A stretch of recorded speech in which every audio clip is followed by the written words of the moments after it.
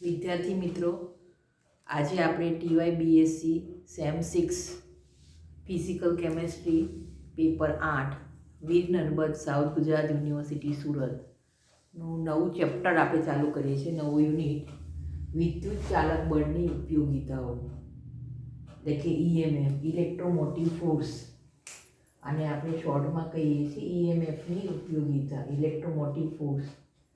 તો વિદ્યુત ચાલક બળ છે એના વિશેની ઘણી બધી માહિતી આપણે સેમેસ્ટર 5માં મેળવેલી છે. ગેલ્વેનિક કોષ કોને કહેવાય, વિદ્યુત રાસાયણિક શ્રેણી, કોષનું નિરૂપણ, જમણી બાજુના વિદ્યુત ધ્રુવ પર હંમેશા રિડક્શન થાય, ડાબી બાજુના વિદ્યુત ધ્રુવ પર ઓક્સિડેશન થાય, જેનો રિડક્શન પોટેન્શિયલ વધારે હોય એનું હંમેશા રિડક્શન થાય. એ બધી ચર્ચા આપણે સેમેસ્ટર 5માં કરી ગયેલા છે. તો એ જ વિદ્યુત ચાલક બળ છે એની ઉપયોગિતાઓની ચર્ચા કરવાની છે. સેમેસ્ટર 6ની અંદર વીજ ચાલક બળ છે એની ઉપયોગિતાઓની ચર્ચા કરવાની છે. તો પહેલી ઉપયોગિતાની વાત કરીએ તો કે અલ્પદ્રાવ્ય ક્ષાર નો દ્રાવ્યતા ગુણાકાર અને દ્રાવ્યતા. બીજી ઉપયોગિતા છે પાણીનો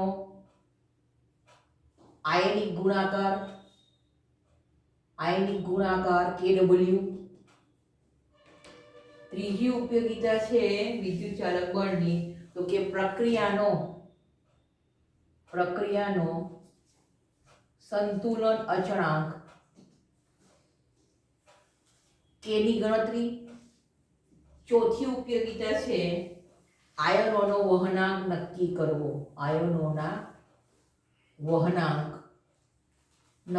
કરવો, આ ચાર ઉપયોગિતા આપણે ડિટેલમાં જોવાની છે. પહેલી ઉપયોગિતા છે અલ્પદ્રાવ્ય ક્ષારનો દ્રાવ્યતા ગુણાકાર. દ્રાવ્યતા ગુણાકાર એટલે શું કહેવાય એને? KSP. અને દ્રાવ્યતાને આપણે S અથવા X થી બતાવીએ છીએ. એનું સમીકરણ મેળવવાનું છે. ત્યાર પછી બીજી ઉપયોગિતા છે પાણીનો આયનિક ગુણાકાર. એ બે રીતે આપણે મેળવીશું. પછી છે પ્રક્રિયાનો સંતુલન અચળાંક K ની કિંમત. એ સેમેસ્ટર 5માં એના વિશેના સૂત્ર તો તમારે આવી જ ગયેલા છે, એનો આપણે અભ્યાસ કરવાનો છે. અને ચોથું છે આયનોનો વહનાંક નક્કી કરવો. વહનાંક એટલે T+ અથવા તો T-, ધન આયનનો વહનાંક અને ઋણ આયનનો વહનાંક. એના માટેનું સૂત્ર આપણે સેમેસ્ટર 5માં આવી ગયેલા છે કે નિર્ગમન વાળો વિદ્યુત વિભાજ્ય સાંદ્રતા કોષની આપણે ઈએમએફ મેળવીએ છીએ તેનું સૂત્ર, અને નિર્ગમન વગરના વિદ્યુત વિભાજ્ય સાંદ્રતા કોષ, એ બંનેના સૂત્ર તમારે સેમ 5 ઉપરથી યાદ રાખવાના છે. અને એ બંનેનો ગુણોત્તર આપણે મેળવીએ તો એની કિંમત આપણને ધન આયનનો વહનાંક અથવા તો ઋણ આયનના વહનાંક જેટલી કિંમત મળે છે. તો હમણાં આપણે સ્ટાર્ટ કરીશું અલ્પદ્રાવ્ય ક્ષારની દ્રાવ્યતા ગુણાકાર અને દ્રાવ્યતા.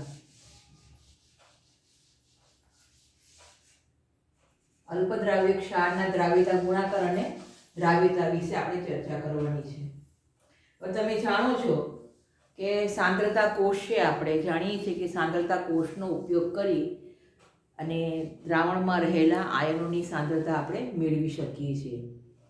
તો અલ્પદ્રાવ્ય ક્ષાર છે એનું સંતૃપ્ત દ્રાવણ બનાવેલું હોય તો એના ક્ષારના મોલ અંશ ખૂબ ઓછા હોય છે. તેને લીધે આપણે એવું કહી શકીએ કે અલ્પદ્રાવ્ય ક્ષારની બાબતમાં આયનોની સાંદ્રતા, એટલે કે આયનોની સાંદ્રતા છે એ એની સાચી દ્રાવ્યતા જેટલી આપણે લઈએ છીએ. તો એ દ્રાવ્યતાને આધારે આપણે દ્રાવ્યતા ગુણાકાર અને એની આપણે દ્રાવ્યતા મેળવી શકીએ છીએ. તો કે અલ્પદ્રાવ્ય ક્ષારની અંદર કયા કયા આપણે ક્ષારની ચર્ચા કરવાની છે? તો કે આપણે જોઈએ તો કે AgCl છે, silver chloride, silver chromate, barium sulphate. આવા બધા અલ્પદ્રાવ્ય ક્ષાર છે. એક ક્ષારનો દ્રાવ્યતા ગુણાકાર અને દ્રાવ્યતા આપણે કોષના ઈએમએફ માપી અને આપણે શોધી શકીએ છીએ. તો હવે પહેલા આપણે વાત કરીશું AgCl. સિલ્વર ક્લોરાઇડ જે આપણે એક ક્ષાર છે, તો કે અલ્પદ્રાવ્ય ક્ષાર AgCl છે. તો AgCl ની દ્રાવ્યતા ગુણાકાર અને દ્રાવ્યતા મેળવવા માટે આપણે કોષનું નિરૂપણ કરીએ છીએ. એક કોષ આપણે બનાવીએ છીએ. માટે નીચે મુજબ કોષનું નિરૂપણ કરીએ છીએ. કોષ બનાવીએ છીએ. તો કે પહેલા આપણે જોઈએ તો કે સિલ્વર ધાતુ એટલે કે સિલ્વરનો ઇલેક્ટ્રોડ, સિલ્વર ક્લોરાઇડ એ તમારા 0.1 નોર્મલ KCl ના દ્રાવણમાં મૂકેલો છે. ત્યાર પછી એમોનિયમ નાઇટ્રેટનું સંતૃપ્ત દ્રાવણ છે. એમોનિયમ નાઇટ્રેટનું સંતૃપ્ત દ્રાવણ 0.1 નોર્મલ AgNO3 નું દ્રાવણ અને સિલ્વર વિદ્યુત ધ્રુવ. આ પ્રમાણે આપણે કોષનું નિરૂપણ કરીએ છીએ. તો આ કોષના નિરૂપણમાં તમે જુઓ તો કે સિલ્વર આયન વિદ્યુત ધ્રુવનો આપણે ઉપયોગ કરેલો છે. એટલે કે સિલ્વર વિદ્યુત ધ્રુવ મૂકેલો છે. બંને બાજુ આપણે સિલ્વર ધાતુનો એટલે કે સિલ્વર એની હાજરીમાં સિલ્વર આયનનો વિદ્યુત ધ્રુવ લીધેલો છે. એનો અર્થ એવો થાય કે સિલ્વર વિદ્યુત ધ્રુવ છે એ એના સિલ્વર પ્લસ આયનને અનુવર્તી છે. એટલે કે સિલ્વર આયનને અનુવર્તી છે. આ સિલ્વર વિદ્યુત ધ્રુવ મૂકેલો છે. સિલ્વર આયન વિદ્યુત ધ્રુવ. હવે તમે જુઓ તો કે આપણે ડાબી બાજુ જે સિલ્વર ક્લોરાઇડની સાંદ્રતા છે એને આપણે 1 થી સિમ્બોલાઇઝ કરી દઈએ અને જમણી બાજુ જે સિલ્વર આયનની સાંદ્રતા છે એને આપણે 2 થી સિમ્બોલાઇઝ કરીએ. તો અહીંયા એક વિદ્યુત ધ્રુવ છે સિલ્વર ક્લોરાઇડ વિદ્યુત ધ્રુવ. ડાબી બાજુ સિલ્વર વિદ્યુત ધ્રુવ છે તે સિલ્વર ક્લોરાઇડથી સંતૃપ્ત એવા 0.1 નોર્મલ KCl ના દ્રાવણમાં મૂકેલો છે. સિલ્વર વિદ્યુત ધ્રુવ સિલ્વર ક્લોરાઇડથી સંતૃપ્ત એવા 0.1 નોર્મલ KCl ના દ્રાવણમાં મૂકેલ છે. અને બીજો વિદ્યુત ધ્રુવ જમણી બાજુ સિલ્વર વિદ્યુત ધ્રુવ છે.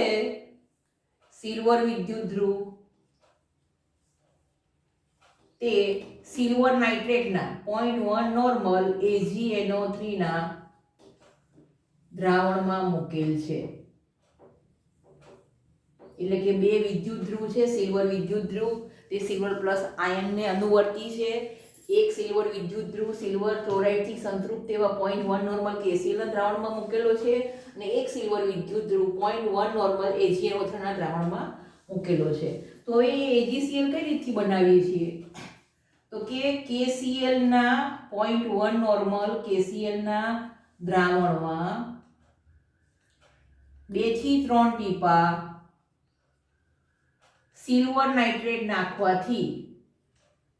નાખવાથી સિલ્વર ક્લોરાઇડનું સંતૃપ્ત દ્રાવણ આપણને મળે છે.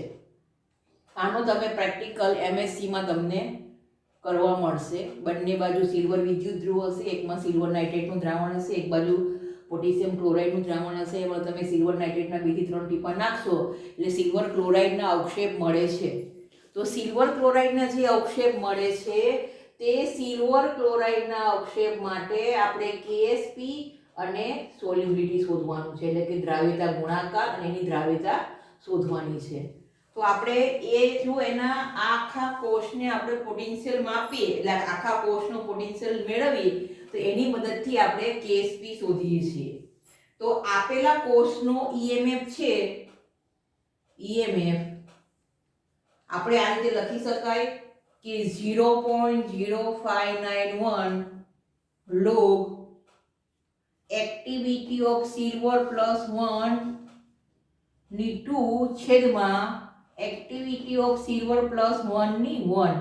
2 એટલે આ સિમ્બોલાઇઝ કરેલો છે. સિલ્વર ઇલેક્ટ્રોડ જે સિલ્વર નાઇટ્રેટમાં મૂકેલો છે એમાં જે સિલ્વર આયનની એક્ટિવિટી છે તે છેદમાં સિલ્વર ક્લોરાઇડમાં રહેલા સિલ્વર આયનની એક્ટિવિટી છે. હવે તમને ખબર છે કે જમણી બાજુનો જે વિદ્યુત ધ્રુવ છે એમાં જે સિલ્વર આયન છે એની સાંદ્રતા 0.1 નોર્મલ છે, એટલે log 0.1 છેદમાં એક્ટિવિટી ઓફ સિલ્વર પ્લસ 1/1 આ તમને કોષનો EMF મળે છે, આપેલા કોષનો. તો આ કોષનો EMF ખરેખર કઈ રીતથી મળે છે એનો આધાર આપણે સેમ 5 ઉપરથી મેળવી શકીએ. કઈ રીતથી મળે છે તે આપણે જોઈએ કે આ તમારા કોષનું નિરૂપણ છે અને કોષનો EMF આપણે આ રીતે ડાયરેક્ટ લખેલો છે, પણ એ ડાયરેક્ટ લખતા પહેલા એ કઈ રીતથી આવે છે તો એનો બેઝ છે તમારો સેમ 5 ની અંદર. આ જમણી બાજુનો વિદ્યુત ધ્રુવ છે એનું રિડક્શન થશે, આ ડાબી બાજુનો જે વિદ્યુત ધ્રુવ છે એનું ઓક્સિડેશન થશે. તો હવે આપણે જોઈએ તો કે જમણી બાજુ રિડક્શન શું થશે? રિડક્શન તો કે Ag+1 પણ કયો 2 એનું એક ઇલેક્ટ્રોન મેળવી અને સિલ્વર ધાતુમાં રૂપાંતર થશે. ડાબી બાજુનો એટલે કે આ બાજુનો વિદ્યુત ધ્રુવ એનું ઓક્સિડેશન થશે. ઓક્સિડેશન એટલે શું થશે? સિલ્વર ધાતુમાંથી સિલ્વર +1 પણ કયો 1 પ્લસ ઇલેક્ટ્રોન. આ સામસામેના ઇલેક્ટ્રોન અને આ સિલ્વર ધાતુ કેન્સલ થાય માટે તમારું મળે Ag+1 2 માંથી Ag+1 1 મળે છે. બરાબર. આપણે આ સમીકરણ કઈ રીતે આવેલું છે આપણે જોવાનું છે. હવે આ સમીકરણ ઉપર એટલે કે સમીકરણ 1 ને આપણે નંસનું સમીકરણ લાગુ પાડીએ. તો આ સમીકરણ લાગુ પાડીએ નંસનું તો કે E બરાબર E0 cell minus RT/F number of electron 1 છે એટલે RT/F ln activity of silver 1/એક્ટિવિટી ઓફ સિલ્વર 2 નિપજ છેદમાં પ્રક્રિયક. આ પ્રક્રિયા માટે નિપજ છેદમાં પ્રક્રિયક. હવે E0 સેલની કિંમત તમારી 0 આવશે. E0 સેલ બરાબર 0 વોલ્ટ. કેમ? તો કે બંને બાજુ તમારા સિલ્વર વિદ્યુત ધ્રુવ મૂકેલા છે, એક જ સરખી કિંમત આવે એટલે E0 સેલની કિંમત તમારી 0 આવે, એટલે કે 0 વોલ્ટ ઓછા 0.0591 લોગ એટલે કે ln માંથી લોગની કિંમત અને બધી જ કિંમત મૂકો એટલે 0.0591 લોગ એક્ટિવિટી ઓફ સિલ્વર 1 છેદમાં એક્ટિવિટી ઓફ સિલ્વર આયન 2. હવે તમને ખબર છે કે આ માઈનસ નિશાની છે અને આપણે પ્લસ કરવું હોય તો આ કિંમત ઉલટાઈ જાય એટલે 0.0591 લોગ એક્ટિવિટી ઓફ સિલ્વર 1 ના છેદમાં એક્ટિવિટી ઓફ સિલ્વર 1 નું આ ઉલટાઈ જાય એટલે 2 ના છેદમાં 1. આ તમારું સૂત્ર આવી ગયું EMF E સેલની કિંમત. બરાબર. આના જેવી સેમ. હવે એક્ટિવિટી ઓફ સિલ્વર 2 છે તે 0.1 મૂકો એટલે તમારું આ સૂત્ર આવી જાય છે. હવે તમારે જોઈએ છે શું તો કે આ EMF ની કિંમત તમે જાણો છો પોટેન્શિયોમીટરની મદદથી.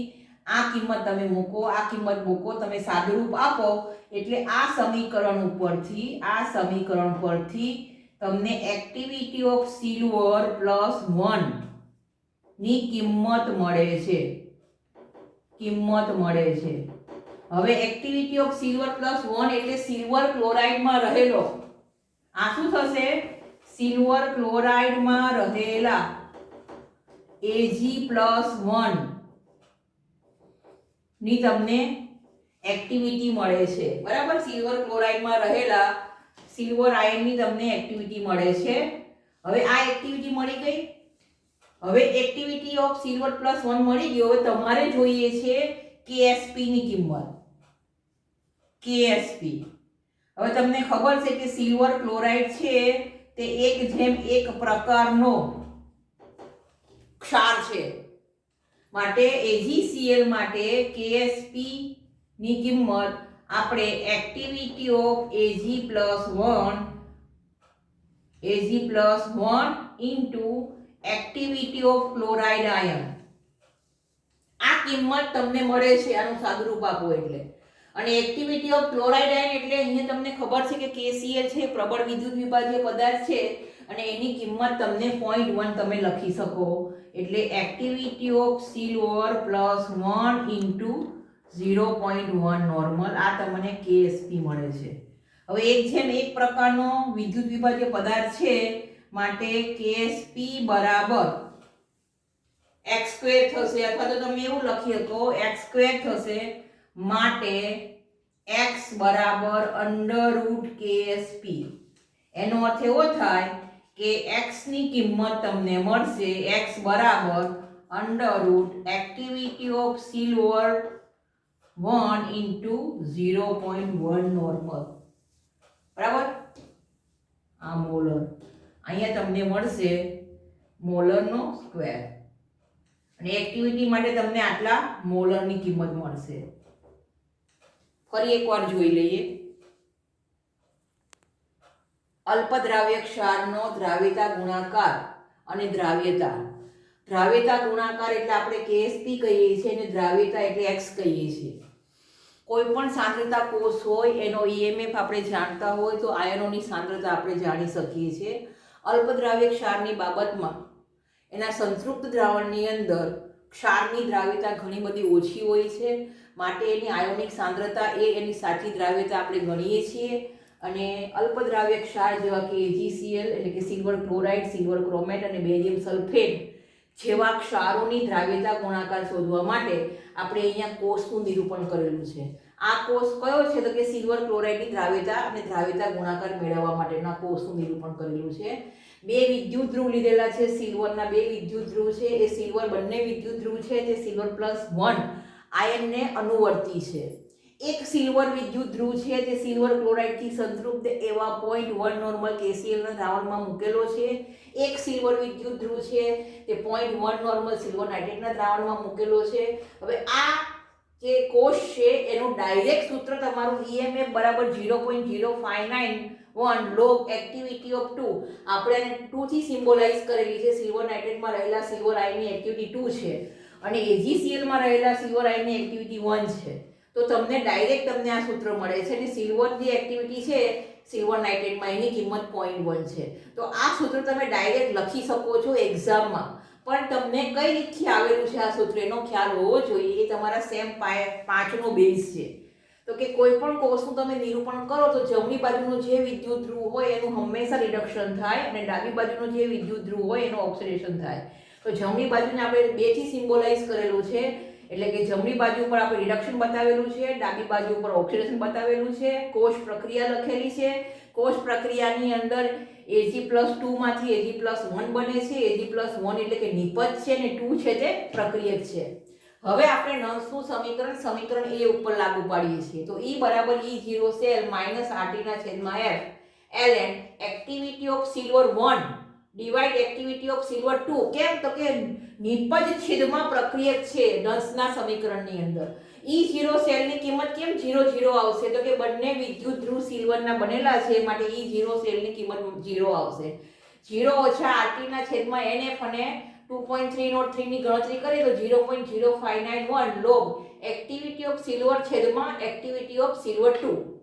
હવે માઈનસની નિશાની આપણે દૂર કરવી છે, માટે આપણે આખા ઇક્વેશનને ઉલટાવી દઈએ છીએ. તો E સેલની કિંમત આવે છે 0.0591 log એક્ટિવિટી ઓફ સિલ્વર 2 ના છેદમાં એક્ટિવિટી ઓફ સિલ્વર 1. 2 ની કિંમત એટલે કે સિલ્વર નાઇટ્રેટમાં રહેલો 0.1 એની તમે કિંમત મૂકો અને કોષના EMF ની તમે કિંમત જાણો છો તો તમે એક્ટિવિટી ઓફ સિલ્વર +1 એટલે કે સિલ્વર ક્લોરાઇડમાં રહેલા સિલ્વર આયનની એક્ટિવિટીની કિંમત તમને મળે છે. બરાબર. હવે એ કિંમત મળે છે તો KSP બરાબર activity of silver +1 into activity of chloride ion છે. તો અહીંયા ક્લોરાઇડ આયન એટલે KCl છે. KCl નું સંપૂર્ણ આયનીકરણ થાય છે એટલે માટે ક્લોરાઇડ આયનમાં આપણે 0.1 મોલ લઈએ છીએ. અહીંયા ક્લોરાઇડ આયનની એક્ટિવિટી અથવા તો સાંદ્રતા આપણે મોલ પર લિટરમાં લીધેલું છે, એટલે KSP ની કિંમતનો યુનિટ છે તે તમારી મોલ પર લિટરનો સ્ક્વેર આવશે. હવે આપણને ખબર છે કે 1:1 પ્રકારનો તમારો ક્ષાર હોવાથી KSP બરાબર x² થાય છે, માટે x બરાબર √KSP. KSP ની કિંમત એક્ટિવિટી ઓફ સિલ્વર આયન સફિક્સમાં 1 એટલે કે સિલ્વર ક્લોરાઇડમાં રહેલા સિલ્વર આયનની એક્ટિવિટી ઇન્ટુ 0.1 ક્લોરાઇડ આયનનું એટલે કે KCl નું સંપૂર્ણ આયનીકરણ થાય છે, માટે ક્લોરાઇડ આયનની આપણે એક્ટિવિટી અથવા તો સાંદ્રતા 0.1 લઈએ છીએ.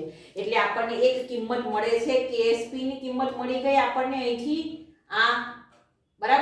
અને બીજી કિંમત મળે છે x ની કિંમત. આ બંને એટલે કે Ksp એટલે કે દ્રાવ્યતા ગુણાકાર અને x એટલે દ્રાવ્યતા.